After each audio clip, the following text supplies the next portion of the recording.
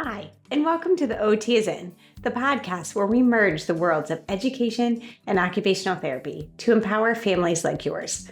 I'm Sarah Collins, your host, an occupational therapist and a homeschooling parent.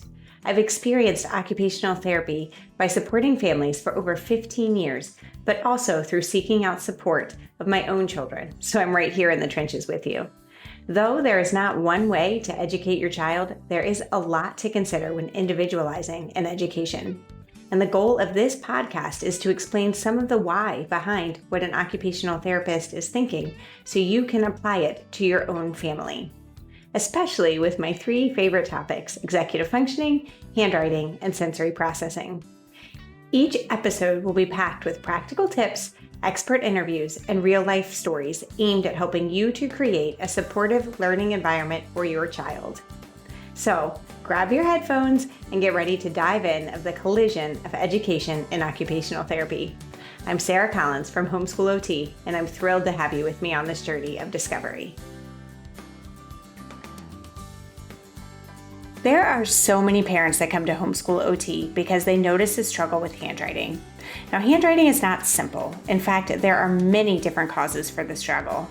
In this episode of the OT is In, we welcome fellow occupational therapist Katie Zelinski to discuss the intricacies of motor planning, also known as praxis. We discussed some ways to decipher if this motor planning is the cause of the handwriting struggle and what to do if it is. Katie shares her wealth of strategies to help support your children's development through creative play and practice without the pressure of traditional writing tasks. So whether you're a parent or therapist, this episode provides valuable insights and understanding in addressing motor planning challenges in children.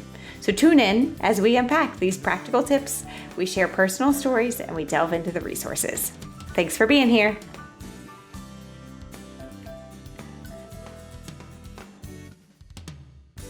Hey, and welcome back to the OT is In. My name is Sarah Collins, and today I have a fellow OT, Katie Zelinski, who we've actually met via Instagram. And as I was going through thinking about the next section of handwriting podcast that I wanted to do, I was thinking about the motor planning aspect. And at the same time, Katie was posting on Instagram about the same topic. So here we are. I invited her on, and I'm really excited to share or have her share her wealth of knowledge on this topic with you, the OT is In listeners. So Katie, first, get us started. Tell us who you are, where you are, how this became passionate to you, all the things. I'm Katie. I have been an OT for the last 11 years, which is crazy to think about. And all of my focus has always been in pediatrics. Absolutely love working with kids, working with families to help support their needs. A few years ago, I started my own business, the Well Balanced OT, and really focused on that mentorship and education piece.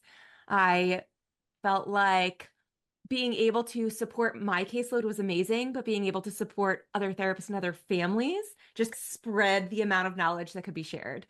So I'm in Massachusetts. We just moved here a few months ago to Western Massachusetts, and we love it. We were just talking about possibly getting chickens. Yep, so smart. So yeah, currently I am doing this online education piece, which has been absolutely amazing and which sparked the conversation of praxis from this new webinar I was releasing. As Katie mentioned, we were just talking about chickens before this. And if you are listening and do happen to hear a little cheep, I do. It is the time right now when I have baby chickens in my office. So I really apologize. Hope it's not distracting, but I feel like if anybody will understand, it's the homeschool community. So I'm being as cliche as can be right now with my working, homeschooling, chicken growing all at the same time. All right, Katie, let's unpack this a little bit. So define praxis first. What do you mean by that? Praxis, motor planning. I will say this first. If any parent is ever talking to an OT, you're going to hear the word motor planning most frequently. I feel like it is what is easier to understand. Praxis and motor planning are really the same thing. Praxis is the higher level term, the more medical term. So praxis, I'm going to continue to use the word motor planning just for clarity's sake, has multiple components. We are thinking about how we can come up with an idea. There's this whole ideation piece to motor planning.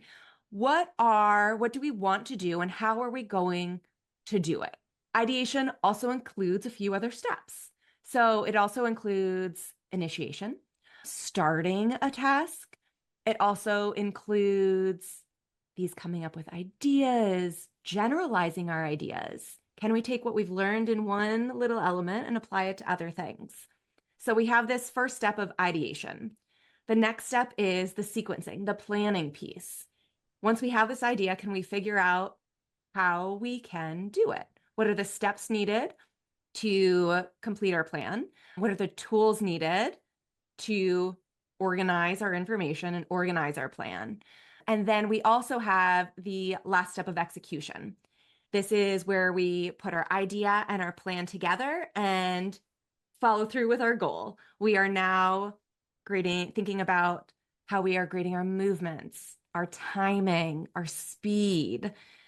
And all of this comes together so that we are actually able to engage with our world, to engage in activities, to move our body in a way that is skilled. There's multiple elements to motor planning, but it does impact almost everything that we do. I will say one thing, that motor planning is often used when we are first gaining skill in that activity. Once we master it, we're not really using motor planning anymore. It just becomes innate. If you think about riding a bike, when you're first learning how to ride a bike, you are doing a lot of planning, a lot of figuring out what your body needs to do. But once you learn how to ride a bike, now it is natural. You get on the bike and you just go. Your brain isn't really thinking about it anymore. So you were using that motor planning skill to start, and then I transitioned into this more just innate skill that your body was able to do. So when you're saying this, it seems, wow, okay, I'm coming up with an idea and then I'm planning. It seems like this long drawn out process, right? But in reality, it's like super, super quick. Yeah. So how are parents going to be seeing this in the daily basis, like functionally throughout the day? If a child is struggling with motor planning, what might they be seeing? So a lot of different things. And I will preface this by saying things that I'm going to tell you that you might notice in your everyday life could be impacted by motor planning, could be impacted by sensory processing. We know that these two things are linked, could be impacted by a lot of things. We have to do the detective work to figure out which of those things are actually impacting the child. But things that you might notice, a child is getting dressed or figuring out how to help dress themselves. If you have a child who's, I have no idea where this arm goes, or what is the first step? I have this shirt in front of me. How do I get it on my body? Like literally putting it up, like the entire shirt on their head to be like, oh, it's not going to go anywhere. Or where does my arm go? All of that could be due to motor planning. How are we sequencing our body in a way to make it do the thing we want to do? How are we figuring out, how do I get this hole to the top of my head so I can push it through? There's lots of different steps to it. This is one that I think a lot of parents see when a child is learning how to catch a ball. Lots of skills going into learning how to catch a ball or catching a ball. But when a child is catching a ball and they are just standing there and I don't know what to do, and sometimes you might have them like put their hands out, and they put their hands out and they don't do anything when you throw the ball comes at them. Yeah, exactly. And then it hits them and then they're like, oh, gotta catch it. Like they're getting the input from the ball hitting their chest to say, oh, it's coming towards me, I need to catch it, versus moving their hands to catch the ball, regardless of where it goes. When we are getting better at the skill of catching a ball, we'll start to do those things. But for a child who is always, hey, ball, come to me, and waits for it to hit it and never actually starts to like progress to catching it, could be a motor planning challenge. We might see motor planning challenges in play, figuring out how to stack blocks, figuring out how to color. We can see motor planning challenges in movement, figuring out, how do I like sit in this chair so I don't fall off? There are so many different ways that it can show up. One more thing, if you notice your child is able to do a skill in one way, but you take that skill and generalize it to something else, it's really tricky. So I was just talking to a therapist right before this about a child who was figuring out like jumping, and they could jump off this one bench because they've been practicing it forever. And then the parent was like, okay, now let's try and jump off the step. And they're like, no, I can't. I don't know how to do that. My body can't do that. They didn't actually say that, but like they have a lot more trouble. So that idea of, hey, I've learned this skill in this one specific way and I'm good at it, but now I try and change something about the skill and I can't do it. That can be a motor planning challenge. And This that idea could of, be like anything in the environment, right? So you're changing from the bench to the step, or you're changing from, it could be even a playground, one spot in the playground to another spot in the playground, or even just where you're going to land for jumping. So many different things that require us to go back. All right, we might have the ideation, but then the sequencing is totally different because of the environment. putting on a t-shirt compared to a long sleeve shirt. Yeah. Like even that change, now have more fabric. What I've learned to push through a certain amount, but now what happens when I have to push through even further or then pull the sleeve up? Like we have to, there's so many components to every single skill out there, every single activity out there. And when a child is having trouble with motor planning, it makes that so much harder because there's so many elements that they have to think about and Yeah. more to sequence and or ideate, and they can't do it. Let's talk about this in relationship to handwriting, because so many families come to homeschool OT. They're really thinking about, my child is struggling with handwriting. And that's where they've picked up on that there's a struggle here somewhere. And it might be, yes, now you've got this outward expression of where we're seeing that there's a struggle. And then you look back and you're like, oh yeah, he also struggled with tying his shoes, also struggled with putting on a shirt. So that's where we can see, all right, does this trend throughout? But so sometimes it is the actual motor portion, the fine motor skills or the strength, things like that. Sometimes it's the coming up with the idea. Sometimes it's both, right, of handwriting. So now we have in the past, guys, had lots of different episodes on handwriting. You might want to look back. There is on the visual components, on the actual motor strength, on the fine motor skills, and I will make sure that all those are linked. So today, though, we do want to focus on this motor planning piece. So can you tell us a little bit more about how ideation, will affect writing? Yeah.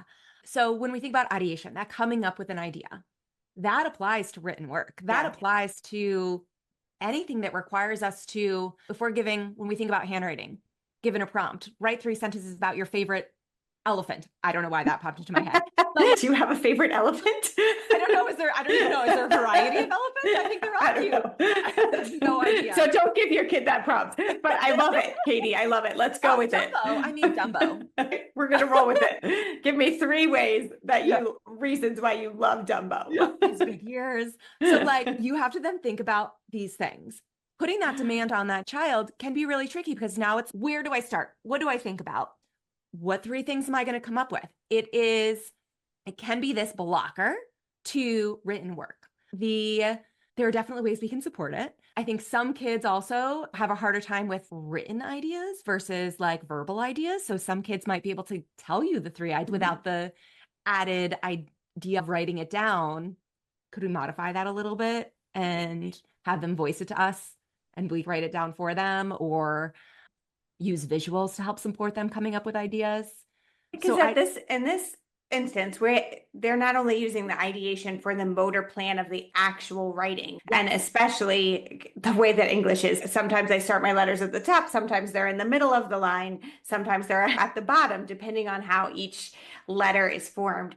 So if that piece of it is not succinct and already ingrained, like you were talking about, you start to ride a bike and at the beginning you're really thinking about it, and then you get more used to it and it's easier to go. But then if we're changing up, so back to the handwriting, if we're changing up the environment, so the paper looks different or anything like that, if these motor skills are not totally ingrained, then you're thinking the ideation of coming up with the idea of the concepts and the idea of the motor planning. And that's just can be too much. Yeah. And not just ideation. If we're thinking about holding a tool in our hand, that requires a lot of motor planning. Not only am I just figuring out how to move my hand, but now I'm controlling this thing in my hand. Yeah. And so we've got this pencil, and it's not just pencils. Using a tool can be really hard for kids with motor planning challenges. I've got this tool. I have to move my fingers in a very specific way to create a line or a shape or a letter. That's really hard. If I take away that pencil and use my fingers to practice writing some of these shapes, that might be a little bit easier. and build the motor pattern and build the understanding and connection to writing without the tool. And then we can bring the tool back in, or think about how we can use tools outside of handwriting to ultimately support handwriting. I love the practicing handwriting without writing, how Yeah. kids, because then it's, especially if it's something that they know is really hard and you don't want to do it. And so then practicing it outside of that skill set, so separating out the tasks makes it so much more fun for the kids and so much more inviting. So if we've got somebody who's really has been struggling with motor planning and parents are starting to see this and they're like, okay, I want to separate it out. And we're thinking, all right, so let's practice handwriting without handwriting. Let's practice this motor planning without it. What are some things that they can do? So if we're thinking about separating, if we still want to explore the idea of creating letters, creating shapes, and thinking about their motor plan of creating these, can we use objects around our house to create letters? Can we use blocks to create a letter? Can we use multisensory activities? Drawing in with your finger in shaving cream, in chocolate pudding, using a car to, granted, it's another tool. You don't have to have it be as specific with what you have to do in terms of motor components. Draw a car in pudding and pretend it's dirt, but like create letters doing that. I feel like there are different ways. So like you mentioned before, kids, when something is hard for them, they're going to try not to do it because they feel bad. They know that it's hard. We don't want to do things that are challenging either. Nope. And so when we force this, like you have to practice handwriting on them, then we just have this battle. And especially if we're talking about homeschool, now you're battling a teacher who's also the parent, and like that struggle is even harder. Yeah. So how can we make it fun? How can we make it something that they are going to be motivated to do, that they find fun and novel, new and interesting? And I think there are lots of ways we can practice this pre-writing letters, pre-writing strokes without picking up a pencil, without doing it on paper. I think another one too, when we talk about like coming up with ideas to support writing, how can we come up with ideas just in play? Yeah. How can we expand? We're playing with this word here. What can we pretend this is? What are all the ideas that we can come up with on ways we can play with it? Is it a like slingshot? Is it a moon that's up in the air? Like, how can we help support our kids come up with these ideas? It might be us giving some ideas at first and then pulling back a little and allowing them more time to develop their ideas. Or the whole like, oh, remember when we used this for something else? Do you think we can try that with this rubber band? There's a really fun picture book called A Stick is Not Just a Stick. And I'll make sure that I link that in the show notes as well. But that can help to give some ideas. It talks about another kiddo who's outside playing with the stick and all the other things that it can be. I think Elephant and Piggy, there's another book too about they've got a big box and all the different things that they're doing it. Yeah. And reading about somebody making up ideas and their creativity can also help to spur that. Yes. Yeah. I think there's also one like this box is not a box or something. Oh yeah. I'm going to link all of these. Yep. But that building in some of these skills into just like our everyday play is going to help children have more skill in it, be able to generalize what they're learning to other areas. Hey there, homeschool parents. If you're looking for personalized support to help your child be successful in what they specifically need and want to do to occupy their time, see that word occupation in there? You are in the right place. That is the mission of Homeschool OT. Parents just like you asked for this, one-on-one support, a chance to get real answers through face-to-face Q&A sessions. It's a way to cut through the noise of the internet and get direct, personalized guidance that you can trust. With practical advice and one-on-one support, you'll have the tools and confidence for your homeschool journey. We know the busyness of homeschool families, so you can book 1, 4, 12, 24, whatever. It's on demand. So if you're ready to get started, visit homeschoolot.com/services to book your sessions. Now, back to the show. All right, so Katie, we've talked a lot about the kids who are just learning to write and we're seeing, okay, this might be a struggle as far as motor planning. And if it is ideation with that, how to work through that with play. But what about for the older kids who handwriting has been a struggle for a long time? And whether it is ideation or something else, here we are, we're going to say, all right, this is ideation. This is a problem with coming up with the idea of combining ideas for writing and the motor plan of actually doing it. But my kid is 10, 11. He doesn't want to play with a truck and pudding, although I do think that's a really fun idea. But once they do get older, how can we help these older kids to come up with the ideas for their motor planning themselves? Great question. So for those older kids, one of the first things that I would probably go to is, okay, what is our topic? We're going back to elephants. No, Yeah. we'll go to superheroes. And let's use a computer. Let's use a book that we have and search elephants. Now let's write down 3 facts. No, superheroes. Still stuck on elephants. I really want to do that. Let's look up 3 facts about superheroes that we can write about. So we are using a resource that we typically have fairly accessible to help us then come up with these ideas. Once we've written these 3 things, maybe I've come up with something else I want to add. Maybe we can help with a prompt of what's the last superhero book you read or something.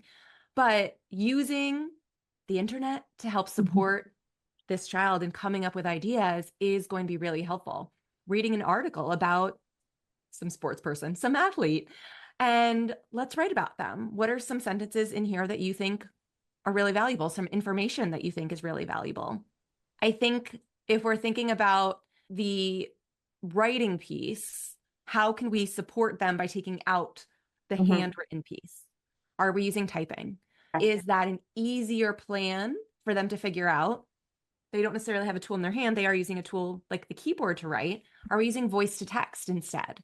Where if the ideation piece, they've got the ideas, but the handwriting piece, the sequencing of using the pencil on paper is really hard. Let's use voice to text and make that easier for you. You're still getting the communication, the written communication, taking away the thing that's really stressful for them. Yeah. And I love this. Yeah, it just helps with the motivation piece. What is the goal ultimately? Yeah. Yeah.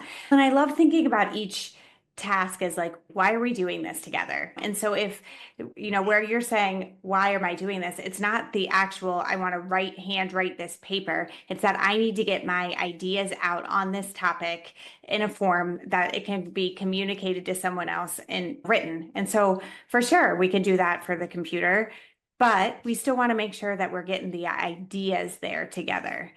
Now, I'm going to tell a little story. So this is a client that I've worked with in the past, how we worked through this. Now, like Katie was saying at the beginning, it did take some deciphering as far as, is this actually motor planning? That's the struggle. Or we just need to work on strength, fine motor skills, things like that. And that did require back and forth from an OT. So parents, if you are saying, I don't know if this is the issue, that's part of what OTs do, is we really try to break down, we analyze the tasks, we look at throughout the entire day, what is going really well with your child, what is not, like what are the things that they need and want to do where they're struggling during the day. That's their occupations. And we break it down and try to see, is there consistency across? Katie's nodding her head if you guys are watching. She's like, yeah, that's what I do. It's awesome, which makes me really smile. So this was a kiddo who, after I had talked with his mom, like there was things, he was in a hiking group and they would stop and they were climbing trees and he would always stand at the bottom, would never like try to go up at the top. She did talk about riding bikes, like with his friends, how he could do it around like his cul-de-sac, right? Because they'd worked on that for a while, but could not change and go to his friend's house and start from a different point. Like he really needed that consistency. As far as handwriting went, he could, at this point, like they had been working on actually just writing the letters, unfortunately, for years. This kid was 10 when he came to me, for years. And so I know he can write, but he can't put it all together. And so through those things, I was thinking, he can't come up with that plan, or he might be looking at this tree and it's not the idea of, I want to climb a tree. It's the idea of, how do I move my foot, right? I have to first come up with, I'm going to lift it up. So what we did was we started with some things that were fun for him that he was motivated to do. One was it was martial arts. Like he wanted to go and try Tang Sudo. And so we had talked to his I don't know what they're called, the leader of the dojo. I don't know. We had talked to them before about how he could get started like punching some things, but as far as changing his arm movements and stuff was going to be a bigger deal. But the good thing with martial arts is that it's often very formulaic. Like there are specific sequences that you have to go through. And so that in itself really helped him. He could only had to focus on one or two things each time. And the other good thing, and there's some research that I will link to in the show notes as well, about how martial arts, since you work at your own pace, right? It's not a team sport where you have to keep up with everyone else there, but you're working at your own pace. And so as it develops, you are only competing against yourself. And that in itself is really helpful and motivating for children. So he started with that to actually work on the motor planning itself. Now, as far as the writing went, we stopped doing actual handwriting for a while because we knew we were working on the motor skills doing martial arts. And instead, we were just working on coming up with the ideas. Now, what she used was IEW, the Institute of Excellence in Writing. And this is because they teach primarily from source texts. And I'm laughing, Katie, because you were talking about the elephants, right? And one of the essays as time goes on is using elephants. And they give you 3 different source texts, right? And you have to pull together these pieces about importance that are elephants. It made me giggle. But they start with just doing a keyword outline from here's your one source. You take sentence by sentence and draw a little keyword outline of what is in the first sentence, what's in the second sentence, third sentence, and then you formulate your paper based on your outline, your drawing, right? And then you add in some extra things like adjectives or prepositional phrases, things like that. But that's how he started to progress with not his handwriting, but the writing itself. Now, as time went on and he was progressing through like doing his motor skills, right, in martial arts, then we put back in some copy work, but through cursive instead. Because cursive, and I'm sure we could do a whole podcast on that, but cursive does not start at all different points on the paper. Instead, was all in one area. Your B's, your L's, they're all the same spot. Your E's, C's, everything. So it was more of a flow. And he began to use cursive in those keyword outlines. So he still was not writing a full paper, but let's be honest, who's writing a full paper, right? Who No one is? anymore. No. And the only reason that we still wanted to work on handwriting at all, and I am still a huge proponent for this, but because if he is a mover, and this kiddo he was a mover, but not that he was moving in skill, right? It was just he needed that kinesthetic movement frequently during the day. And so if you have to be able to sit in a spot like a sermon or a meeting for work or something eventually, and you're a mover, we want to give you that opportunity to move via writing in those environments. So we were still working some on handwriting and eventually could put those two things together. So it involves separating using 2 different aspects of not even separating out the handwriting itself, but separating out the motor and the ideas, and then beginning to put it all together. I love that you broke that down. And I love that he wanted to do, was it karate or I know there's Tang Sudo, but it's okay, whatever. Yeah. Because there's so much repetition in that as well. And so like you need the repetition to understand how your body is moving and get comfortable with it and really build that motor pattern and integrate it. And so that was a really great choice for him and something that was motivating. So he wanted to engage in this thing, and it ultimately ended up helping the handwriting without having the stress of you're going to work on handwriting nonstop for the next 2 months. Like, and I think parents can be so scared of, but now we're not working on this. We're not working on it. But like that freedom to stop and know that you are working on handwriting without actually writing, because this carries over all the way through. So I'm trained in AIR sensory integration. And when we are looking at things from a sensory integrative point of view, we're looking at all the underlying skill. We're looking at all of the things that are impacting the higher level skill. And so when we are thinking about handwriting, our focus in an ASI clinic is not to just focus on handwriting. It's to focus on all the elements of sensory processing, helping them get into their body, helping them understand how their body moves. And the entire session is, let's do that. We're going to move our body. We're going to have fun and play. And then we're going to come back and look at how handwriting is progressing, because you have to look at all these underlying things to see how it's going to impact and improve that higher level skill. I love it. Well, Katie, thank you so much for being here. Now, you have a course on this for parents who are like, wait, hold on a second. I think this is my kid. Can you explain that a little bit more of what your offering is and how parents can find you? So I do have a course on motor planning, and it takes you through all of it. It takes you through understanding what is motor planning, what is praxis, how is it impacting the child. It does look a little bit at assessment because the course is also for OTs. As a parent, I think that it is, if your child isn't currently in OT, it will give you some ideas of how can I pinpoint a motor planning challenge. And then it gives you... And also probably help with what questions to ask that OT. Yes. It gives you a better understanding, and then approaching the therapist to say, hey, I think this might be happening. Here's what I'm observing. It's more data points and ways to observe and collect information to then bring to your therapist and say, hey, I think this is a challenge. What do you think? And then there's a module on how do we support our kids? How are we treating them? How are we going from, here's what the challenge is. Is it ideation? Is it sequencing? Is it execution? What are we doing with that to support them? So it is available. Where is it? Yeah, all the time, but where? It is on my website. I'll include a link here so that you guys can have that directly. And if anyone has any questions about praxis that they want to reach out, you're welcome to. I'll also include my email address. On Instagram too, at the Well Balanced OT. The Well Balanced OT on Instagram. I do a lot of education on sensory processing and praxis and regulation and all of the things. All the things. All things, because all of them are important. Yes. Thank you again so much for being here. You're very welcome. Thank you for having me. Hey there, OTs and listeners.